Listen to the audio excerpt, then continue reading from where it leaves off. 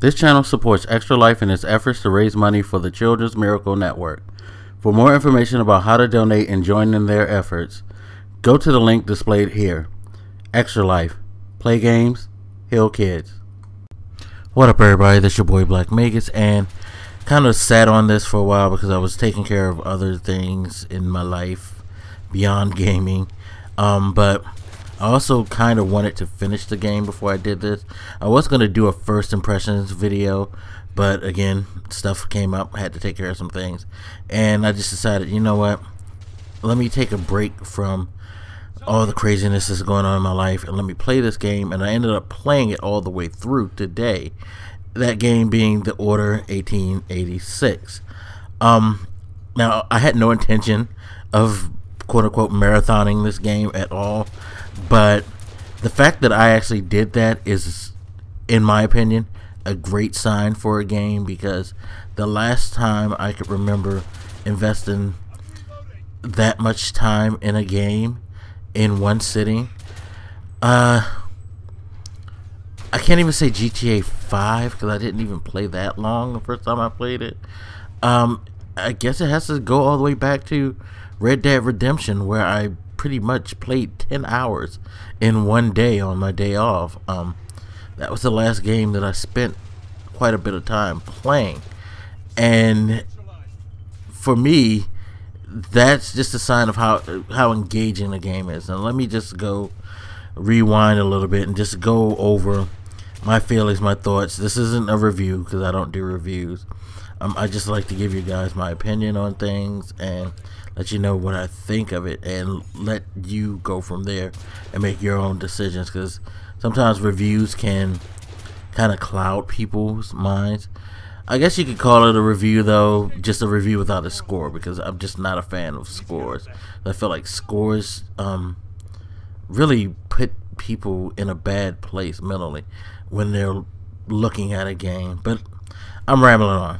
Let's not get off topic. So, the Order 1886, I really enjoyed that game, and I feel like I'm setting myself up to be bombarded with cynicism by saying that, because we all know the Order 1886 has gotten a lot of flack from the jump, from when it first was introduced, to the fact that it had like corridor shooting mechanics similar to early Gears of War, to the quick time thing. People were up in arms over that. Then it moved over to, you know, the cinematic view thing. People had an argument over that, and then the, you know, footage leaked and they showed someone playing it and they was like, oh my god, the game's too short. So heading into its release, people's frame of mind towards this game was already in a negative light, so it didn't surprise me that it didn't get the best reviews from the media that it could have. Mind you, there were a couple of reviews that were just ridiculous. A site called Digital Trends has pretty much made themselves irrelevant as far as I'm concerned, because they gave it a 2 out of 10. And when you read part of their review, they even say we're not giving this a 2 because it's broken. It's not a broken game. It works fine. Mechanics are fine in the game. Everything's cool. The graphics are great, you know, so on. But they gave it a 2 because of the time length and because of the abundance of cutscenes and the quick time mechanics. It was like those three things made that a 2 out of a 10. Seriously? Seriously. So basically, if they were to go back and review God of War series, with the exception of the cutscenes, you pretty much, in the corridor thing, you know, take those two things out, and I guess God of War is now a 6 out of a 10, because, you know, because quick times are prevalent in that. I didn't get their logic behind giving it a 2, but hey, whatever to get your name, you know, in people's conscience. I mean, I just said your name on the video, so people will know who you are, and I may not even have gotten your name right, but all I know, it was a something trends site. If you go on Metacritic, you could see it, and it's a pretty ridiculous ridiculous review. I just feel like they just were ready to just slam the game so they can get some attention, which is pretty sad. They used the GameSpot tactic, which is something that they are known for doing a lot. But you know, best way to find out how a game is play it for yourself, and that's what I did. I mean, I've always was interested in it, the historic lore that they had behind it, the whole idea of these knights being around for centuries, protecting the realm from, you know, mysterious forces, things like that. They set up a really good background story to it, and I was intrigued to see how they would execute it, and honestly, they executed it pretty well. I mean, now, let's be clear. Ready at Dawn has not really made a major console game. Ready at Dawn really doesn't have a huge resume when it comes to gaming. What they're probably best known for are the God of War games that they did for the PSP.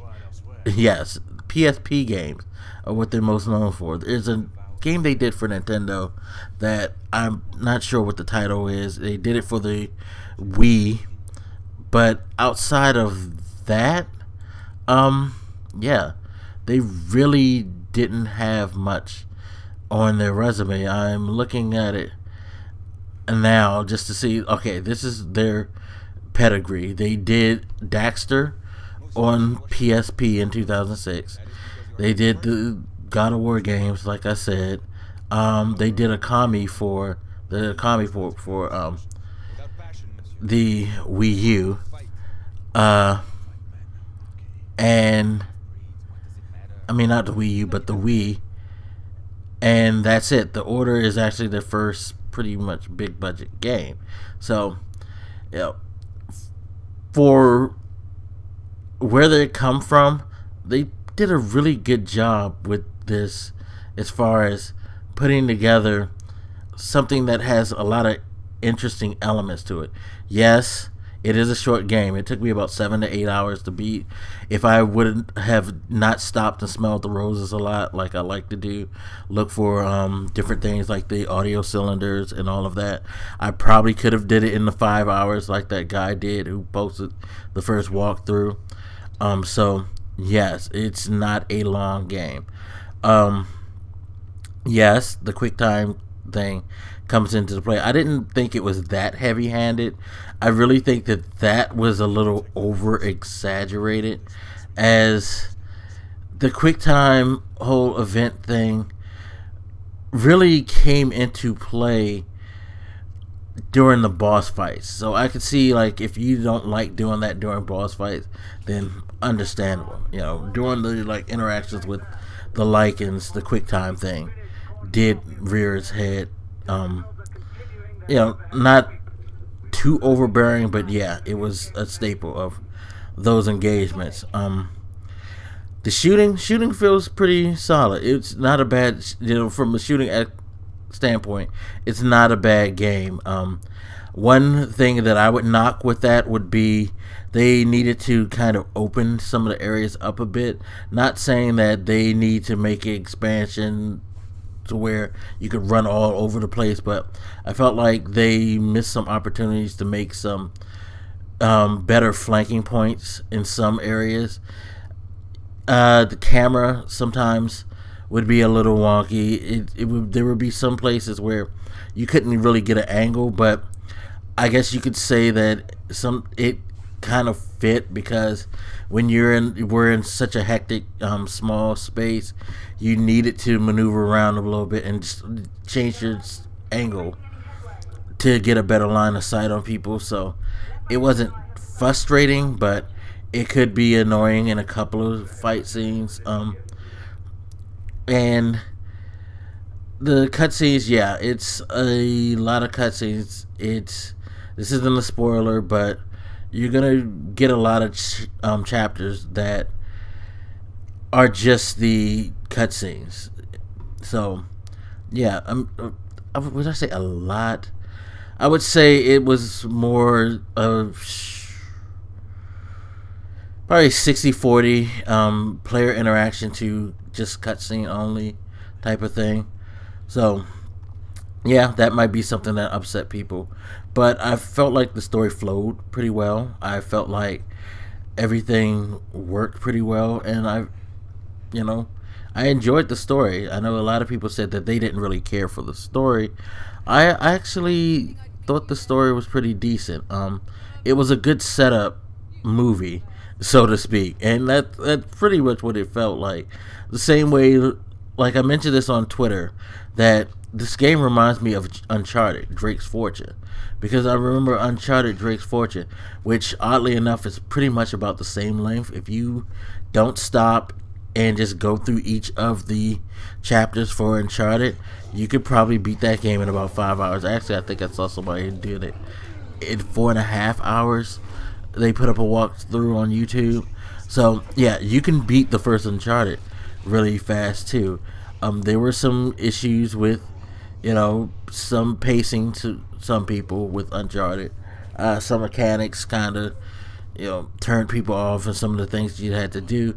But overall, it was still a solid game, solid enough to where it warranted a sequel. And I feel like this game was solid. Is solid enough to warrant a sequel. They did a good job. I think they did a really good job. I think all the drama leading up to this had built up such a negative aura that it was hard to see most people having something positive to say about this. I know I've heard a lot of people criticize like the story, like, oh, the story is boring. Not really a boring story. Is it like beat for beat action packed, run like all over and shoot, kill, and then do a quick cutscene, shoot, kill? No, it's not a fast-paced story, but it's an intriguing story. It's a very intriguing story.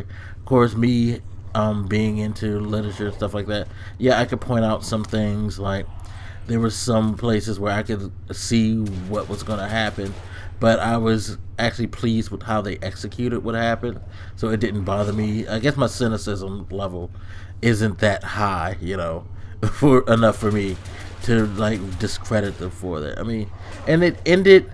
I think the only thing I would say about the story is like the ending.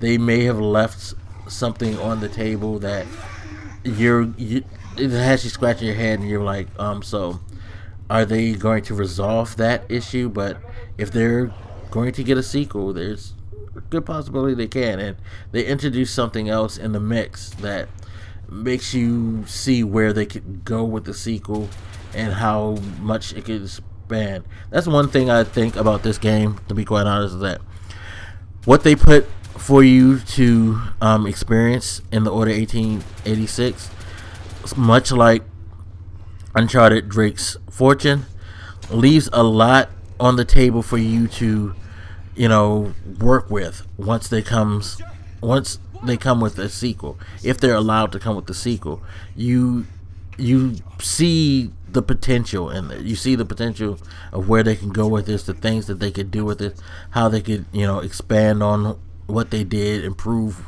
some of the things that they've brought to the table with the Order 1886. It definitely is one of those like titles that, okay, we've done it, we got our first one out our system, we see what we did right, we see what we did wrong, and now the next time we can bring a much better experience, a la Uncharted 2, which is what happened with the Uncharted series. So definitely give the Order 1886 a try. As far as the value thing, hey, like I said, it's one of the few games that I marathon and couldn't stop playing. So for me, it did what it was supposed to do for me, and I feel like my money was well spent, because at the end of the day, I wasn't left arguing, complaining. I don't care how many extra hours I could play another game with multiplayer. If I think it sucks, there's no value in that. But I'll save that for a whole nother video, a whole nother argument. But overall, good game. Good first AAA title, Ready at Dawn. I'm interested to see where you're going to go with this next. definitely can't wait to see a sequel. But anyway, sorry for the long video. Just since I waited so long to do any impressions, I felt like I should just wrap everything up all in one video. Anyway, you guys hit me up, let me know what you think, and I'll holler at you later. This your boy Black Megas, and I'm out. Deuces.